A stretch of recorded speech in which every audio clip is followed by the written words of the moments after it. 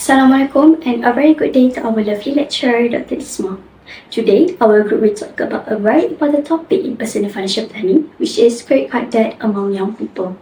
Now, I will start our presentation by sharing the background of this problem, why it matters, and our project goals. First, let us take a look at why this is a big problem today. In our world right now, the way we buy things has changed completely. We are moving away from cash very fast. People do not use paper money as much anymore because we now have phone apps and e-wallets that make buying things on credit very easy. When young people finish school and go to university or get their first jobs, they see temptation everywhere. Banks sell credit cards by saying they are very easy and helpful to use. Sadly, this trick a lot of young adults. They start to think that the credit card limit is extra free money that they can just spend. Because they do not have good control, they fall into a bad trap. They buy expensive things they cannot afford, they miss their money payment dates, and their debt will out very high. We can even see in the news that more and more young people are going bankrupted before they turn 30 years old, which is why we must study this topic. Next, why does this project matter so much? First, it helps us get real data. Instead of just reading old textbooks or looking at old theories, we went out to get real answers directly from young people around us. Second, it works like an early warning. By finding out what young people do not know about money, we can warn them early about the terrible result of having too much debt. Lastly, it is about saving future dreams. When a young person gets trapped in bad debt early in life, they lost their chance to do big things later. They will find it hard to buy a house, get a car loan, start a new business, or save up enough money for when they grow old. To make sure our study stays on track, we make 5 clear goals. First, we want to look at how young people aged 18 to 30 use credit cards and see if they know how to handle that. Second, we want to find out the exact spending habits and daily action that cause them to get into debt. Third, we want to study how their lifestyle and the ease of using cards change the way they make choices about money. Fourth, we want to check if knowing about money helps young people manage their credit cards in a good and responsible way. And lastly, we want to give real stuff and good advice that young people can use right away to control and stop their debt. Now, I will pass the presentation to the next presenter. Thank you. Now, I will explain the activities that our group carried out throughout this project. The first activity was designing the questionnaire using Google Form. We carefully prepared the question based on our project objective. The questionnaire was divided into 5 sections. Section A focused on demographic information such as age, occupation, and monthly income. Section B focused on respondent awareness and usage of credit cards. Section C examined spending behavior. Section D identified the main factor contributing to credit card debt. Finally, Section E collected respondent opinion regarding the impact of credit card debt and recommendation to reduce excessive debt. Before distributing the questionnaire, we conducted a pilot test with several individuals to ensure every question was easy to understand and suitable for our target respondent. After making a few improvements, we distributed the Google form through WhatsApp group and social media platform to reach young adult age between 18 and 13 years old. At the end of the data collection period, we successfully collected 36 valid responses. Lastly, we analyzed the responses using the chart and graph generated automatically by Google Form. This result helped us identify the spending behavior, financial habit, and the factor that contribute to the credit card debt among youth. Thank you, Farah. Now, I will explain how we connected our research findings to the asset money ideas we learned in our FIN533 class. The first idea is compound interest, which means interest on top of interest. Young buyers must know that credit cards are not just buy now pay later tools. If you do not pay the full amount by the due date, the bank will add interest to your old balance. This means that you will pay interest on your interest layer after layer, making your total debt grow bigger and faster every single month. The second idea is cash flow and managing the cash you have available. We wanted to see if young people really know how to track the money coming in versus the money going out, and to show them that they must check their real bank balance before using credit cards.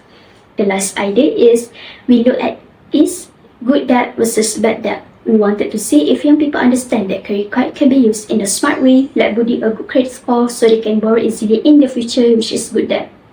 Or if they are just using credit cards as an easy way to buy expensive lifestyle item and daily things that they don't have the real money to pay for, which is immediately comes bad debt.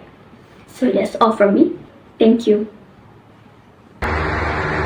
Next, I would like to demonstrate the main output of our project. First, this is the Google Form questionnaire that we designed. As you can see, it consists of 5 sections that collect information about respondent background, credit card awareness, spending behavior, contributing factors, and recommendation. We designed the question using simple and easy to understand language so respondents could answer them comfortably. Next, this screenshot shows how we distribute our questionnaire through WhatsApp. We also share the survey on social media to reach more young adults within our target age group. After collecting the responses, Google Form automatically generated a response dashboard together with pie chart and bar graph. This chart helped us analyze the data more efficiently. For example, we found that the most respondents were students.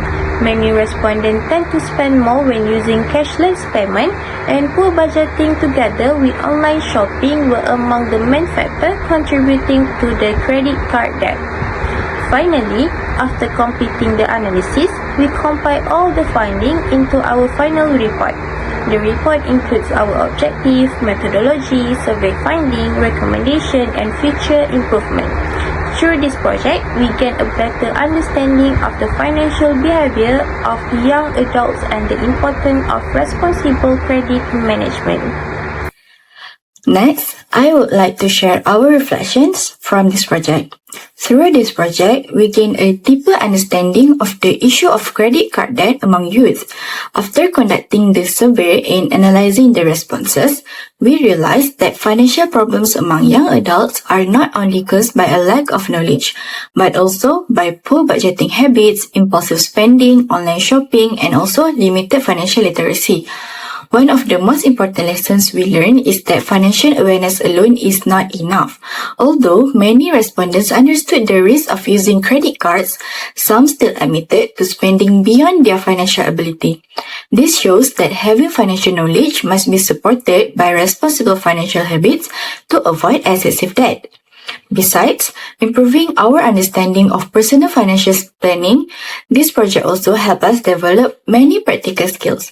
We learned how to design an effective questionnaire, collect and analyze survey data, think critically when interpreting the findings, and also improve our teamwork, communication, and also time management skills. Working together throughout this project taught us the importance of responsibility, commitment, and supporting one another to achieve a common goal. Let's move on to the outcomes of our project. Firstly, we successfully collected 36 survey responses from youth aged between 18 to 30 years old, which provided sufficient data for our analysis. From the finding, we identified the main causes of youth debt, namely poor budgeting, online shopping, impulsive spending, and lifestyle pressure. These findings show that spending behavior and financial discipline play an important role in preventing debt. Another important outcome is that many respondents express an interest in learning more about financial planning and debt management. This shows that young adults are aware of the importance of improving their financial knowledge and are willing to learn how to manage their finances more effectively. Finally, this project strengthened our understanding of important FIN533 concepts, especially budgeting, cash flow management, credit management, and financial planning. At the same time, it allowed us to apply this concept in a real-life research project, making our learning experience more meaningful. To conclude, our project shows that credit card debt among youth is influenced by several factors, including poor budgeting, impulsive spending, online shopping, and lifestyle pressure. Although many young people are aware of the risks associated with debt, awareness alone is not enough. Responsible financial habits must go hand in hand with financial literacy to ensure better financial decision making. We believe that financial education, proper budgeting, and responsible money management can help young adults avoid unnecessary debt and achieve long-term financial stability. Overall, this project not only enhanced our academic knowledge of personal financial planning, but also improved our practical skills in research, communication, teamwork, and problem solving. We hope that our findings will encourage more young people to become financially responsible and make wiser financial decisions in the future. Thank you for your attention.